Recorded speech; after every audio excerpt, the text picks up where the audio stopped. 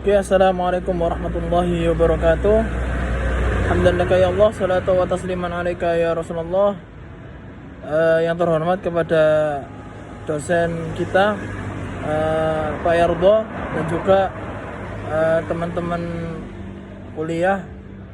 Di sini saya sedikit akan mempresentasikan tugas dari mata kuliah Tafsir Sufi yang berjudul Studi Tafsir Ar-Rais Al-Bayan fi Haqaiq Al-Quran karya Abu Nasr Al-Bakli.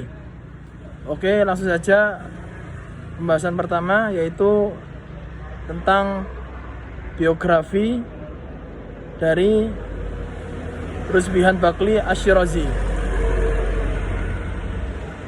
Nama lengkapnya adalah Abu Muhammad bin Rusbihan bin Abi Nasr Al-Bakli Asy-Syirazi Al-Misri. Ia digelari dengan banyak nama,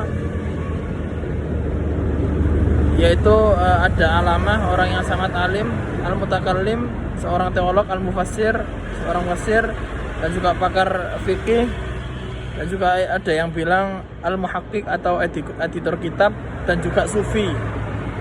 Dan juga beliau merupakan seorang pakar hadis ya. Beliau lahir pada tahun 522 Hijriah atau 1128 Masehi di Fasa, suatu daerah di Iran. Ia tinggal di Syiraz. Maka dari itu ia seringkali dikenal dengan nama Asy-Syirazi. Kemudian ia menceritakan dalam bukunya yang berjudul Kasyf Al-Asar bahwa dia berasal dari keluarga suku Dailamid dan tumbuh serta menghabiskan masa kecilnya di antara orang-orang yang tidak mempunyai ras keberagaman yang tinggi. Kemudian pada tahun 538 Hijriah, Asy-Syirazi mulai bergabung dengan kelompok sufi. Ia menghabiskan waktu belajar bersama mereka dan juga berguru pada orang-orang situ, yakni guru-guru Asy-Syirazi adalah Zakir Kurdi yang merupakan seorang sufi dari suku Kurdi yang menetap di Samarwah dekat Irak.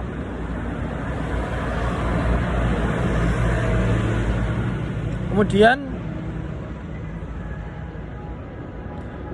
karya-karya yang sudah dikarang oleh beliau, yakni Tafsir Ar-Rais Al-Bayan yang akan kami bahas ini. Kemudian ada Mantiq Al-Asrar fi Bayanil Anwar, sayaran kitab At-Tawasin lil Hallaj, Al-Anwar fi Kashfi Al-Asrar, Syiar Al-Arwah, kitab Qudsiyah, Maknun Al-Hadis, dan juga masih banyak yang lainnya. Oke, kemudian beranjak ke pembahasan yang kedua, yakni metode dan karakteristik penafsiran kitab Ar-Rais Al-Bayan fi Haqaiq Al-Quran. Nah, kitab Ar-Rais Al-Bayan ini merupakan karya monumental Asy-Syirazi dalam bidang tafsir. Kitab tersebut menjadi manifestasi dari pemikiran-pemikiran beliau yang sufistik. Kemudian ketika berinteraksi dengan Al-Quran. Nah, untuk mengungkapkan motivasinya mengapa beliau menulis kitab ini, ia mengutip hadis dan sejumlah athar sahabat yang menjelaskan tentang dalamnya kandungan Al-Quran. Di antaranya ialah, langsung saya bacakan artinya. Sesungguhnya Al-Quran diturunkan dalam 7 huruf. Setiap ayatnya mengandung makna zahir dan batin, dan setiap hurufnya mengandung had dan matla'. Kemudian ada athar sahabat yang berbunyi, Ja'far bin Muhammad berkata, Al-Quran terdiri atas 4 macam, yaitu ibarat, isyarat, lataif, dan haqaiq. Nah, adapun ibarat ini dapat dipahami oleh orang-orang awam, sedangkan isyarah bagi orang-orang khusus, dan lataif buat wali-wali Allah, dan haqaiq hanya bisa dipahami oleh nabi-nabi Allah. Jadi penafsiran kitab ini termasuk secara runtut itu mengikuti Mushaf Utsmani. Kitab ini sendiri terdiri dari 3 jilid. Jilid pertama dimulai dari surat Al-Fatihah sampai surat Al-Anfal. Jilid kedua diawali dari surat At-Taubah sampai surat Al-Mu'minun, dan juga jilid yang ketiga diawali dari surat An-Nur sampai surat An-Nas. Nah, namun kitab ini tidak semua ayat Al-Quran ditafsirkan oleh Asy-Syirazi, karena hanya ayat-ayat yang mengarah pada nilai atau kandungan makna sufistik yang menarik minatnya. Oke, kemudian langkah-langkah metodis yang ditempuh Asy-Syirazi dalam penulisan kitabnya, yaitu yang pertama menyebutkan beberapa potongan ayat yang hendak ditafsirkannya. Umumnya ayat-ayat tersebut dikelompokkan menjadi 8 sampai 10 ayat. Kemudian semua dikondisikan sesuai dengan panjang pendeknya ayat. Kemudian langkah yang kedua yakni menafsirkan ayat baik per kata atau per kalimat. Kemudian yang ketiga, semua ayat ditafsirkan dalam aspek esoteris atau dari sudut pandang sufi, tanpa menyebutkan penafsiran secara eksoteris atau secara tekstual. Nah, yang keempat yakni penafsiran dimulai dengan pendapat Asy-Syirazi sendiri, kemudian baru disisipkan sejumlah hadis atau asar atau pendapat ulama dan guru-gurunya. Nah, mayoritas pendapat yang dikutip adalah berasal dari kalangan sufi atau penggiat-penggiat tasawuf.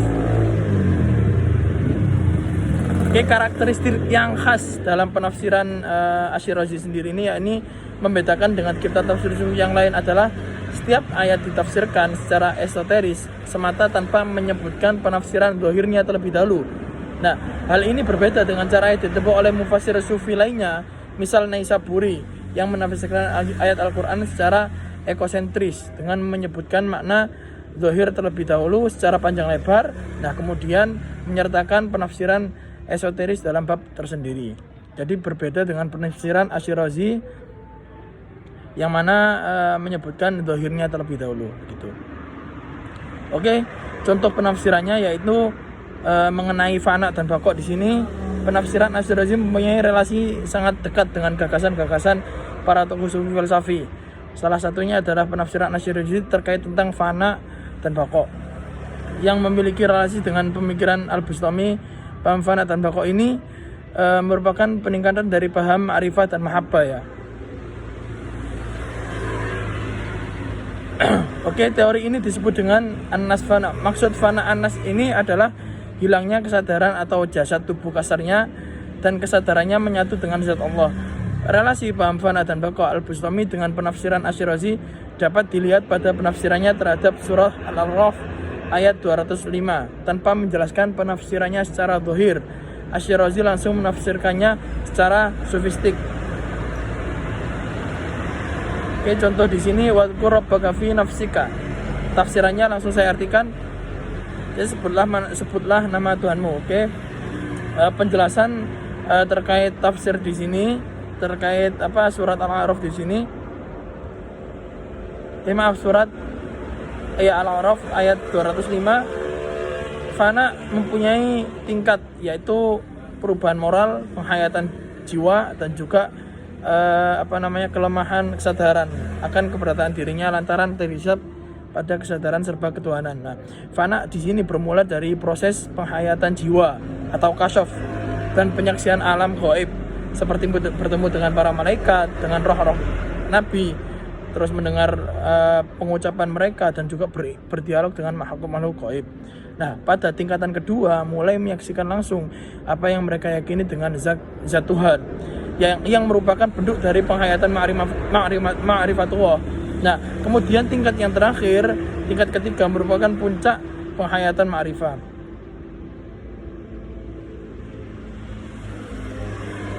Oke, kemudian Al-Ghazali di sini membatasi makna fana hanya pada tingkat kedua.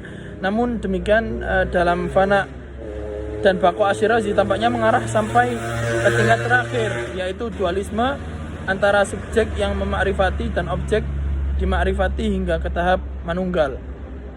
Hal ini terungkap dengan adanya paham ittihad dan hulul yang juga diadopsi oleh Asy-Syirazi dari Al-Bustami dan Al-Hajjaj. Fana dan baqo yang dipahami oleh Asy-Syirazi tidak hanya ke dalam sifat Tuhan, tetapi juga ke dalam zatnya, seperti terlihat jelas pada penafsirannya terhadap ayat wal awwalu wal akhiru wal zahiru wal batin. Nah, dalam menafsirkan ayat ini Asy-Syirazi tidak menafsirkan secara zahir saja, tetapi langsung mengarah kepada faham fana. Ya, penafsiran Asy-Syirazi bisa dilihat di bawah ini. Fa innallaha, seterusnya. Oke, kemudian langsung saya jelaskan penjelasannya. Nah, wal awwal wal akhir wal batin, di sini menurut Asy-Syirazi Allah hendak mengisyaratkan akan rahasia sifat zat dan asmanya supaya para arif, salah satu makom tertinggi bagi sufi dalam dunia irfan, bisa dilebur fana ke dalam sifat dan zat Tuhan. Nah, pada penafsiran ini terlihat ungkapan-ungkapan yang sangat khas digunakan oleh para sufi falsafi seperti sirrun, nu'ud, sirru, sirrih, batin, ghaib, ghaibu, ghaibi, dan sebagainya. Masih banyak lagi. Oke. Kesimpulan yang bisa kami simpulkan yakni kitab tafsir Ar-Ra'is Al-Bayan fi Haqa'il Qur'an ini merupakan kitab tafsir yang sangat monumental yang menjadi manifestasi dari pemikiran sufistik Asy-Syirazi karena di dalamnya mengandung cakupan spiritual yang tinggi. Nah, dan posisi kitab ini dalam sejarah perkembangan tasawuf setelah terjadi konsiderasi antara tasawuf falsafi dan tasawuf sunni, terutama dengan kedatangan Al-Ghazali. Nah, karena itu kitab tersebut di samping penafsirannya berhubungan dengan tasawuf falsafi, teoritis juga berkaitan dengan tasawuf sunni dan amali. Oke, mungkin cukup itu yang bisa kami jelaskan. Kurang lebihnya mohon maaf.